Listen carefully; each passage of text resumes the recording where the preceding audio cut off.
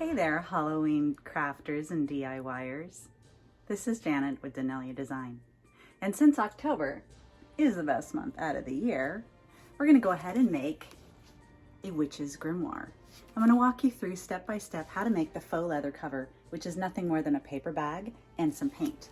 Some of the embellishments came from the dollar store, the book came from Goodwill, so basically it's not going to cost you much and you'll get a big impact to your next Halloween party. Let's get started.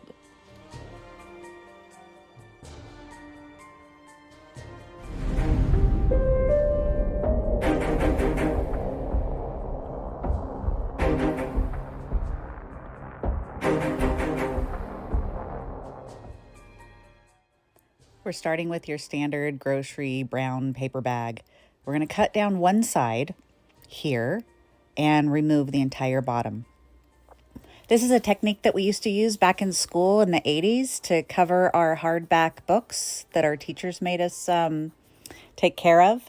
So if you remember doing that, we're going to do something similar here. And if you haven't, you can watch and see how it's done. I also want to acknowledge two different YouTubers, Wicked Makers, who basically gave me the entire idea to do the spell book because they are awesome and you should check them out if you don't already. And the faux leather technique with this paper bag, I learned from the Paper Outpost. Remove the handles, we don't need those. And you can toss all that or save it for some sort of craft scrap, something or other. If you figure out what to do with those, let me know in the comments below. All right, so I have basically wrapped this hardback book that I found at Goodwill. It cost me all of $2.99. I really have a hard time destroying books because I'm such a big reader, so I had to look for something that didn't make me feel too bad about ruining.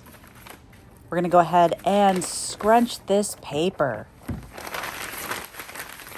You want to get as many wrinkles in there as possible.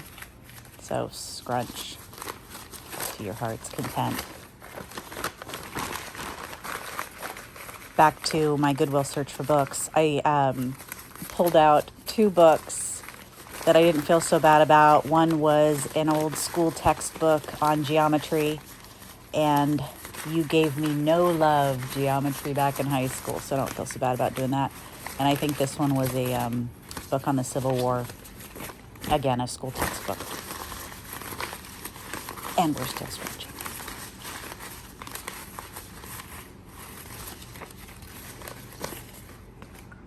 Once you have all your wrinkles, and you've scrunched to your heart's content, we're going to paint. I grabbed a bunch of different paint brushes and several different paint colors.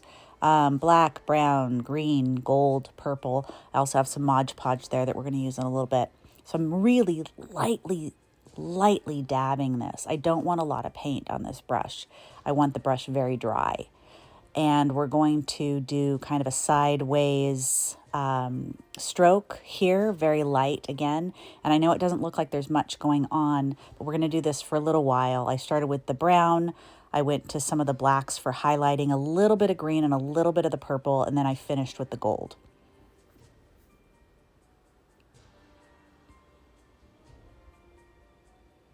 It doesn't look like this is going to turn out to be anything, but trust me, by the time the magic happens, you're going to be impressed with what you can create with just a little bit of paint in a paper bag. So here I'm adding some of the gold and continue to brush away. You'll want to soften your paper bag to make it more like fabric. You can use standard hair conditioner, any brand is fine. They all contain glycerin, or you can buy just straight glycerin. You don't need much of this. You're going to add it to water to spritz on the paper itself.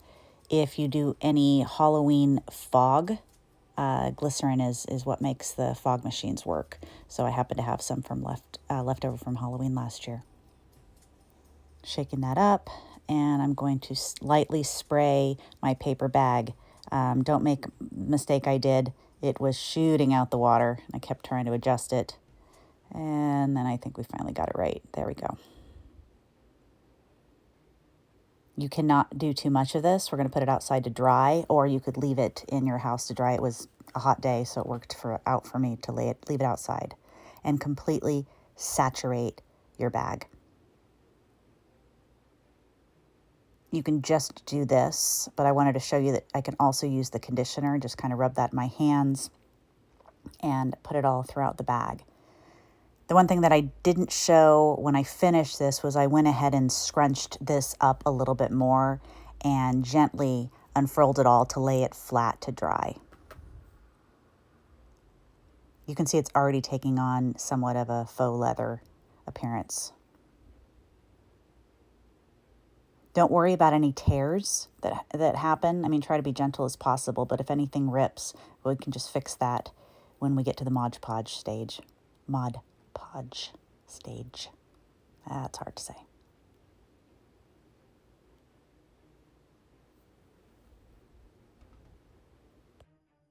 The next step after this is completely saturated is to go ahead and let that dry. I went ahead and took it outside to leave it in the sunlight. Look at that, it almost looks like leather. It's so amazing. Bringing it back inside, we're going to go ahead and cover our book with it.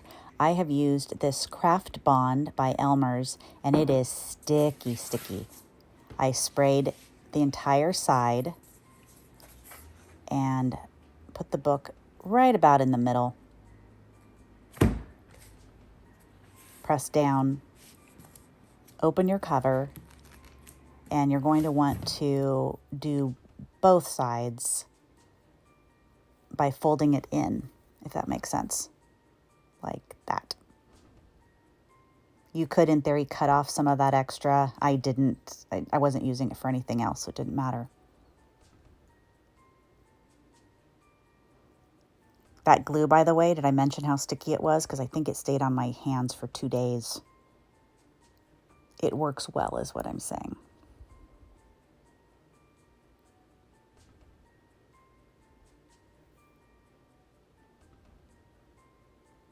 I went ahead and overlapped that area where it had torn and covering the outside hardback of the book and pressing down again to seal everything.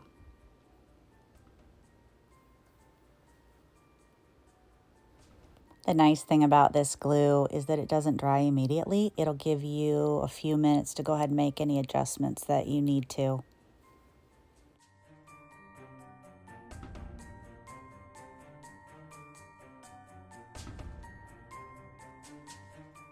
Using more of your spray glue, you want to make some finished edges. So we're going to fold over the top and the bottom, as well as the spine, glue, and tuck that in.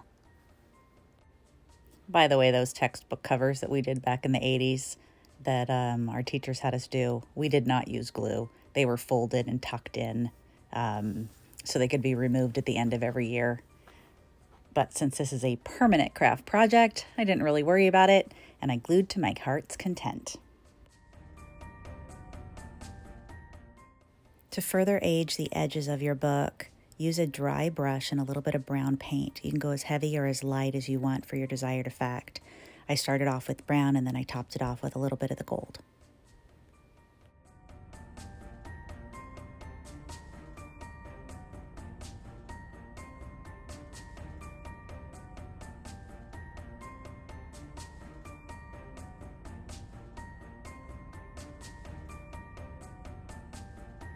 Here are all the fun embellishments that I bought for this project.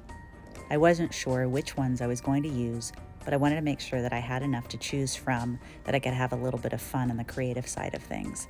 And I found everything at the dollar store, or at the craft store, or at the fabric store. It's now time to make your book look like leather. Using Mod Podge, this happens to be Blacklight Mod Podge. Go ahead and add this liberally to the sides that you want to give that shiny leather look to. If you left it the way it is right now, it's going to look a little bit softer, almost like a suede. but I wanted a leather appearance on the front and on the spine.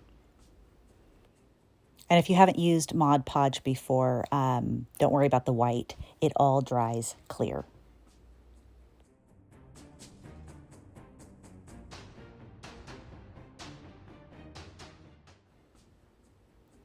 I thought I was being clever here by bringing out my blow dryer.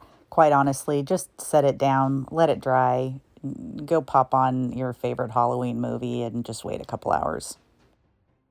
And here's the difference between the Mod Podge shiny leather and no Mod Podge and kind of a softer suede. I bought this leather ribbon from the fabric store. They sell it by the yard. I didn't need that much, so it wasn't that expensive. I'm going to go ahead and dry fit everything so I have a general idea of where it's going to go before I get my glue gun out. And then I found these great letters at the crafts store, and I'm going to go ahead and paint those black and then add a little bit of gold accent that we'll do here in a minute. Here's the technique that I used. Once I had painted them black, I'm using a pair of tweezers here to hold on and just lightly brush in the same direction.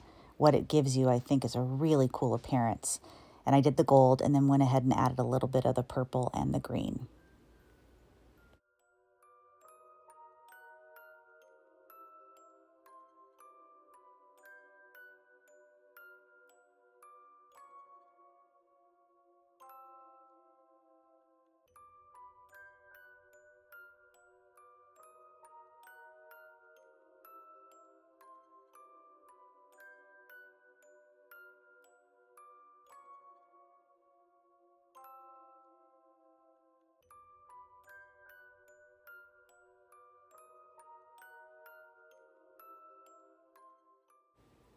I found this giant dragon's eye at the dollar store. They come 2 in a package. I use them every year for something or other Halloween related, but I thought it would be perfect for this book. I did try different eye options. This one was the one that I thought that made the biggest impact since it has a little bit of a 3D effect to it.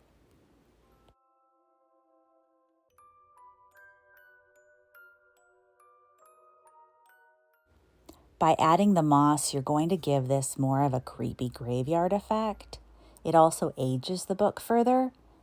I didn't like the bright green color, so by adding a little bit of black or brown paint over the top of it, you can make it look dirty.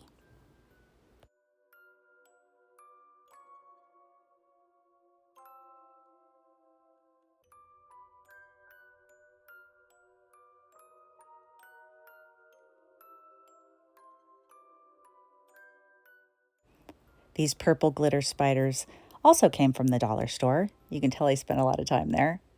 And one of the things that I didn't record, if you look on the side where the leather ribbon is, there's these gold furniture tacks. And I went ahead and with a hammer nailed them in and kind of glued them so nothing can happen and they are not going anywhere.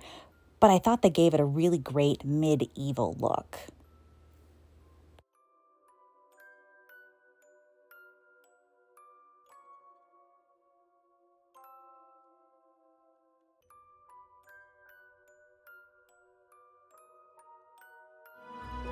Here's the result from the black light Mod Podge. Turned out pretty awesome.